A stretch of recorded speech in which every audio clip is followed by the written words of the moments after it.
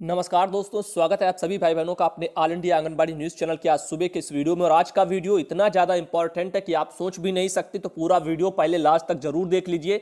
मैं उम्मीद करता हूं कि आप सभी को यह वीडियो जरूर पसंद आएगा। बहुत ही बढ़िया काम की खबर है। यहां पर आपको बता दें, आंगनबाड़ी को 180 दिन और यहां पर 45 दिन ये टोटल अवकाश मिलता है। और उस अवकाश के बारे में आपको बताएंगे, बहुत सी आंगनबाड़ी को पता नहीं होगा, तो ऐसे में आप सब जान लेंगे कि कितना अवकाश किन परिस्थितियों में आंगनबाड़ी को मिलता है, क्या शर्तें रहती हैं। उन शर्तों के साथ ही अवकाश मिलेगा। यदि आपको नहीं पता है तो आप ये अवकाश से वंचित रहेंगी आने वाले समय में भी, भविष्य में भी। तो आप लोगों को बता दें, यहां पर हमारे पास लेटर है, उस लेटर की तरफ हम बढ़ेंगे, लेकिन उससे पहले आपको बता दें कि टुडे ब्रेकिंग न्यूज टीवी, जिसके बारे में कल शाम को जिक्र किया था, आज सुबह आप लोगों को जिक्र करके बता रहा हूं। इस वीडियो के नीचे कमेंट बॉक्स में लिंक पड़ी हमारे नए चैनल की, आप चाहें तो उसे सब्सक्राइब करके बेल दबा लीजिए। वहां पर आज ऑल इंडिया पर जो वीडियो आते हैं, सेम तरह का जो है आंगनबाड़ी की समस्याओं से जुड़ा हुआ, आपकी खबरों से जुड़ा हुआ, वहां पर भी एक वीडियो आएगा। डेली वहां पर भी एक वीडियो आएगा। यदि आपका वो भी वीडियो छूटता है तो आप लोगों को लगेगा कि यहां पर हमारी खबरें नहीं आई, तो आप लोग वहां पर जरूर जाएं और वीडियो को, चैनल को सब्सक्राइब जरूर कर लें और वो वीडियो भी आप लोग जरूर देखा करें।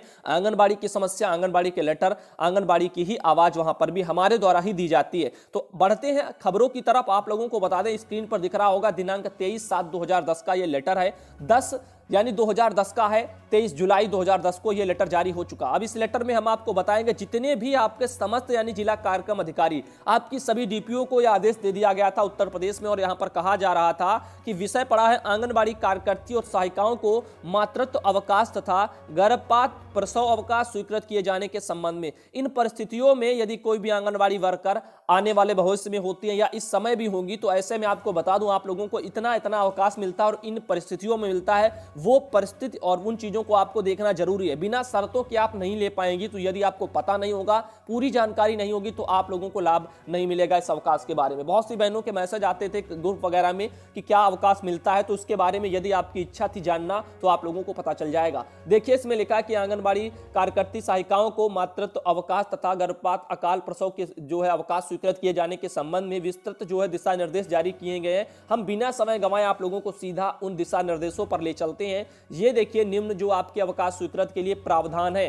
पहला प्रावधान देख लीजिए, मातृत्व अवकाश का है। जो मातृत्व अवकाश यदि आपको चाहिए तो उसके लिए क्या शर्त है, लिखा है ऐसी आंगनबाड़ी कार्यकर्ती अथवा सहायिका जिनको लिखा हुआ है जिनकी न्यूनतम 1 वर्ष की सेवा पूर्ण हो चुकी है, यानी कि 1 साल कम से कम वो नौकरी कर चुकी है। ऐसा नहीं है कि अभी अभी लगी है और 2-4 महीने हुए हैं और ऐसे में उनको अवकाश चाहिए, तो यहां पर अवकाश नहीं मिलेगा। 1 साल की यानी कि सेवा पूर्ण होना जरूरी है। अब 2 साल, 4 साल, 10 साल ज्यादा हो गए तो बहुत अच्छी बात है, लेकिन 1 साल जरूरी है। आगे लिखा है कि तो सेवा काल में अधिकतम 2 बार, तो पूरी सेवा काल में, यानी कि जब तक वो नौकरी करेंगी, जब कभी भी ऐसा उनके सामने परिस्थिति ऐसी आती है उनको मातृत्व अवकाश मिल लेने की, तो 2 बार उनको अवकाश मिल सकता है, और वो भी 2 बच्चों तक मिलेगा। ऐसा नहीं कि 4 बच्चे तो 4 बच्चों में ये अवकाश मिल जाएगा, 2 बच्चों तक जो है मिलेगा। और 2 बच्चों में लिखा है जिनमें कम से कम 3 वर्ष का अंतर भी हो। अब ऐसा नहीं कि एक बच्चा जो है 1 साल में, दूसरा बच्चा भी अगले साल में हो गया, तो एक साल में 2 बच्चे हो गए 2।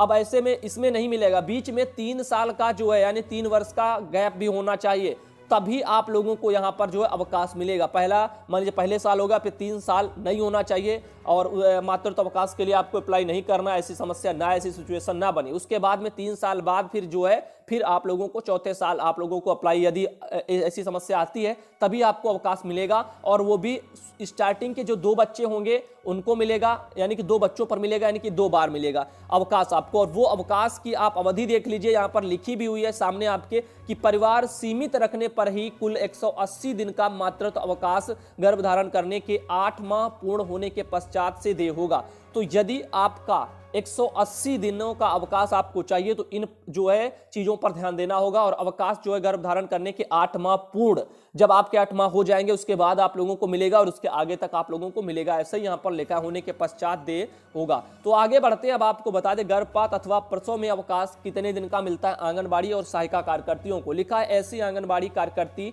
और सहायिका को जिनकी न्यूनतम 1 वर्ष की सेवा पूर्ण हो चुकी हो। यहां पर भी ये भी अवकाश यदि आपको लेना है, गर्भपात प्रसव में अवकाश, तब भी आपको 1 साल कम से कम नौकरी कर लेनी चाहिए, उसके बाद में ही आपको मिलेगा। नहीं स्टार्टिंग में आया और अवकाश चाहिए। तो ऐसे में लिखा है कि अधिकतम 1 बार मिलेगा पूरी लाइफ में, ये याद रखना। या ऊपर वाला जो था वो 2 बार था, लेकिन यहां पर गर्भपात प्रसव में अवकाश आपको 1 बार मिलेगा। मातृत्व अवकाश जो था वो आपको 2 बार मिलेगा, वो भी 180 दिन का वो मिलता है। आगे आप लोगों को बता दूं, एक बार ये मिलेगा, 45 दिनों तक जो है ये मिलेगा। तो जो गर्भपात प्रसव में अवकाश मिलता है वो 45 दिन का मिलता है, और लिखा है गर्भपात और अकाल प्रसव अवकाश दे होगा। तो ऐसे में ये सिर्फ एक बार ही होगा देने के लिए अवकाश मिलेगा, छुट्टी आपको 45 दिन की छुट्टी मिलेगी। आगे जो लिखा है वो भी आप लोग जरूर पढ़ लें। लिखा है, अतः आपको निर्देशित किया जाता है कि आंगनबाड़ी कार्यकर्ती सहायिकाओं को उक्तानुसार अवकाश स्वीकृत किए जाएं, तथा जो है उक्तवत जो है अवकाश स्वीकृत किए जाने हेतु यह अवश्य सुनिश्चित कर लिया जाए कि किसी भी दशा में संबंधित आंगनबाड़ी केंद्र पर लाभार्थी को दी जाने वाली सुविधाएं प्रभावित ना हो। अब ऐसा नहीं कि आंगनबाड़ी को अवकाश चाहिए 180 दिन का और 45 दिन का, उसके बाद जो है आंगनबाड़ी अपना छुट्टी मना रही है, और ऐसे में उनके जो बच्चे हैं लाभार्थी आते हैं वो परेशान होंगे। उनको जो सुविधाएं मिलनी है जैसे पोषाहार या अन्य तरह की जो भी सुविधाएं हैं या उनकी पढ़ाई, तो वो बाधित ना हो, उनकी सुविधाएं बाधित ना हो, उससे वो वंचित ना रहे, उसका जो है भरण पोषण कोई ना कोई करेगा। यदि आंगनबाड़ी को अवकाश चाहिए तो सहायिका जो केंद्र चलाए, यदि सहायिका को चाहिए तो आंगनबाड़ी के ऊपर जिम्मेदारी रहेगी। एक साथ दोनों लोगों को यदि अवकाश दे दिया जाएगा तो सामने दिक्कत आ सकती है। तो यहाँ पर इन चीजों को आप लोगों को ध्यान रखना है। आगे आप लोगों को हम बताना चाहेंगे कि नीचे ये देवेंद्र नाथ वर्मा है, निदेशक हैं, 2010 में थे, अभी तो शत्रुघ्न सिंह जी हैं, उनके द्वारा लेटर आप पढ़ते हो, और ये 2010 में देवेंद्र नाथ वर्मा थे, उनके द्वारा जारी किया हुआ ये लेटर था। अब आप लोगों को हम बता चुके हैं कि 45 दिन का अवकाश किन परिस्थितियों में मिलता है। तो आप लोगों को यदि पसंद आया तो लाइक करिए और फटाफट शेयर करिए। बढ़ते हैं अगली खबर की तरफ, आप लोगों को बता दें, और चैनल को अपने सब्सक्राइब करके बिल जरूर दबा लें, आप लोगों से विनती है। और दूसरा चैनल जो टुडे ब्रेकिंग न्यूज टीवी है, वहां पर भी जाएं और उसे भी जरूर सब्सक्राइब करें, बेल दबाएं। दोनों हमारे चैनल हैं और हमारे द्वारा ही खबरें दी जाती हैं। गजला परवीन बहन है, बिजनौर से, आप सब जानते हो, उनका एक संदेश है अपनी सभी जितने भी मुस्लिम भाई बहन हैं उन लोगों को। यहां पर लिखा है, महिलाओं की यह जिम्मेदारी कि वह रोज नमाज की पाबंदी के साथ घर के हर एक सदस्य को लॉकडाउन का पालन करने के लिए और ज्यादा से ज्यादा इबादत करने के लिए प्रेरित करें। इस वक्त अल्लाह से एक ही चीज मांगनी है कि वह दुनिया को कोरोना महामारी से निजात दे। तो गजला परवीन बहन जो बिजनौर से आती हैं, उनका ये कहना है कि जितने भी भाई मुस्लिम भाई बहन हैं उनके वहां पर ये जो नमाज वगैरह पढ़ते हैं इस समय, तो नमाज वगैरह या रोजा नमाज रखते हैं, तो ऐसे में आप लोगों को अपने घर में ही रहना है, पाबंदियों का पूरी तरीके से पालन करना है। ये नहीं है मस्जिद में जाना है, भगवान हर जगह है। तो यदि आप घर में भी अपना मंदिर बना सकते हैं, पूजा कर सकते हैं, तो भगवान वहां भी आना स्टार्ट हो जाते हैं। सेम कंडीशन भगवान पर है, सेम कंडीशन अल्लाह पर है, सेम अन्य जो धर्मों के भगवानों पर। तो मैं यहां पर यह कहना चाहता हूं कि लॉकडाउन का पालन करिए, घर में रहिए, सुरक्षित रहिए, और मन साफ है तो सब साफ है। और अल्लाह से यदि आप मानते हो, भगवान को मानते हो, सब अपने अपने धर्मों के लोगों को जो मानते हैं वो उनकी आराधना करें, उनकी पूजा करें। तो ऐसे में उनको आप लोग जो है इस इबादत वगैरह जो करें उसमें जो है अपने दुनिया को बचाने के लिए जरूर करें। इसके बारे में उन्होंने बढ़िया संदेश दिया है न्यूज़पेपर के माध्यम से भी। आगे देख सकते हो, घर घर जाकर वितरित किया गया है पोषाहार। ये आंगनबाड़ी कार्यकर्तियों को लेकर के जो है जनप्रतिनिधि के माध्यम से पत्रों को पोषाहार वगैरह पात्रों को यहाँ पर दिलाया गया है। कभी कभी जो है अनजाने में ध्यान कहीं इधर होता है तो कहीं उधर होता है, तो ऐसे में गड़बड़ हो जाता है। आगे बढ़ते आप लोगों को बता दें, यहाँ पर आप देख सकते हो महिला, उन लोगों को जो पोषाहार ये दिया जा रहा है महिलाओं को, इसमें लिखा है कि वितरण करते विधायक अशोक राणा। अब विधायक महोदय कहीं जो वितरण करवा रहे हैं तो कहीं पर जो है सांसद आपके तो आते हैं। और ऐसी चीजों को यदि आपको बता दें, अधिकारी भी छूटे नहीं है, नोडल अधिकारियों की जो टीम है वो भी आते हैं, डीपीओ भी आप लोगों ने देखा कभी, जो आपके जिला कार्यक्रम अधिकारी है वो भी पोषाहार बंटवाने के लिए आते हैं। और इस समय आप लोगों को हमने हिदायत दे दी है, चैनल पर वीडियो पड़ा है कि आप लोगों को कैसे पोषाहार का वितरण करना है, किन परिस्थितियों का आप लोगों को सामना करना पड़ेगा, कैसे सावधानियां बरतनी है। आगे आप लोगों को बता दें, यहाँ पर बिजनौर और नजीबाबाद वगैरह है, धामपुर है, अफजलगढ़ है और कासमपुरगढ़ी वगैरह है, वहां से ये खबरें हैं। वहां पर पोषाहार वगैरह सभी को दिया जा रहा है। और आप देख सकते हो, जिसका पोषाहार होता है उसी को मिलता है, 3-3 पैकेट बांटने के लिए आता है। लेकिन बहुत से आंगनबाड़ी बहनों की समस्या ये भी रही, चैनल पर हमने देखा, उनका कहना है कि पोषाहार जो उनके लाभार्थी के हिसाब से नहीं आता, जो कि सही बात है। मैंने नोटिस किया है कई केंद्रों पर, अपने ही क्षेत्र के आसपास के, तो वहां पर भी नहीं आया, सेम कंडीशन रहती है। तो लेकिन ये समस्या किसकी है? ये आपके बाल विकास परियोजना अधिकारी से लेकर के डीपीओ सीडीपीओ सभी की है, क्योंकि वो लोग कहीं ना कहीं इस काम में गलत काम को बढ़ावा दे रहे हैं। अन्यथा इन लोगों की जिम्मेदारी बनती है कि निचले जितने भी लाभार्थी हैं उनके लिए पोषाहार उनके अनुसार क्यों नहीं आ रहा है। लाभार्थी जितने हैं उतना ही पोषाहार चाहिए, ऊपर लिस्ट उतनी ही जाती है तो पोषाहार भी उतना ही बनता है। अब बीच के अधिकारी क्या करते हैं, या जो पोषाहार कंपनियां बनाती हैं उनके भी ऊपर जो मिलने वाले लेन देन वाले बड़े बड़े अधिकारी होते हैं, उनका क्या उनके साथ में कनेक्शन चलता है जो थोड़ा थोड़ा पोषाहार बंटवाते हैं, चेकिंग भी नहीं होती है, लाभार्थी बेचारा परेशान रहता है, उसी में आंगनबाड़ी पर सब दबाव रहते हैं। तो ऐसे में इन चीजों को समझिए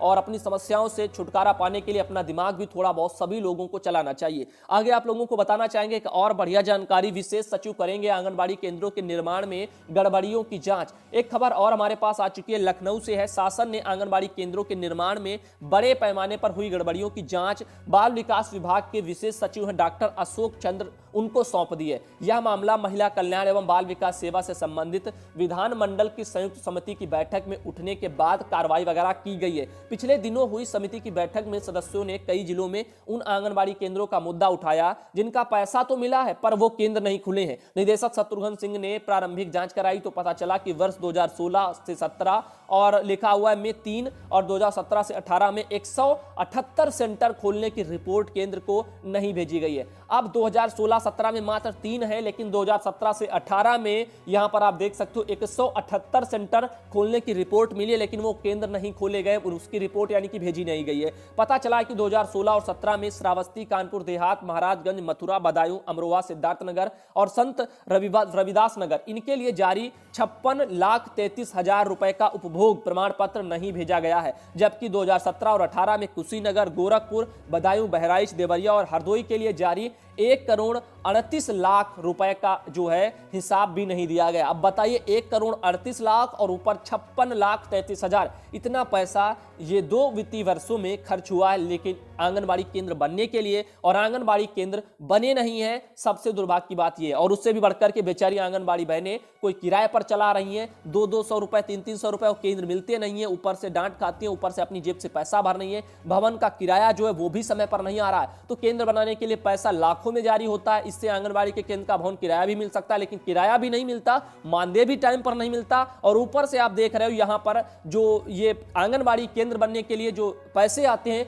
वो भी केंद्र नहीं बनते, उनका बिल बाउचर नहीं जाता है, वो भी काम निर्माण कार्य रोक दिया जाता है, 1-8 ईंटें लगाई जाती है, रोक दिया जाता है, फिर कहते हैं गुणवत्ता अच्छी नहीं थी इसीलिए रोक दिया गया। जांच होती नहीं है, कोई देखने नहीं आता, उसके बाद सब ऐसे का तैसा जो है पड़ा रहता है। भवन निर्माण को लेकर के पिछले 1 साल पहले हमने कई वीडियो बनाए थे, आप लोगों को याद होगा, कई वीडियो 1 साल पहले हमने बनाए थे भवन निर्माणों पर, हमने काफी वीडियो बनाया और उसमें दिखाया था कि आंगनबाड़ी केंद्रों की छवि कैसी है। तो पैसा तो जारी हुआ था, लेकिन वो केंद्र वगैरह नहीं बने, जांच जिसके ऊपर जिम्मेदारी थी उन्होंने जिम्मेदारी नहीं निभाई। तो कहीं ना कहीं हाथ रंगे हुए कह सकते हैं अधिकारियों के भी इसमें हो सकते हैं। यहां पर लिखा, इस मामले की गंभीरता को देखते हुए निदेशक जो है आईसीडीएस ने 19 मार्च को शासन को मामले की जांच कराने को पत्र लिखा था। इस आधार पर शासन को विभाग के ही जो है विशेष सचिव को जांच अधिकारी नामित कर दिया। साथ ही निदेशक को संबंधित पत्रावली जांच अधिकारी को देने के निर्देश वगैरह भी दिए, ब्यूरो वालों की तरफ से जानकारी थी। तो यहां पर अब जब से शत्रुघ्न सिंह जी निदेशक आए हैं तब से मैं देख रहा हूं यहां पर भवन निर्माण को लेकर के भी चर्चाएं चल रही हैं और पोषाहार में जो घोटाला हुआ था उसी चीज को लेकर के भी चर्चाएं चल रही हैं। तो कहीं ना कहीं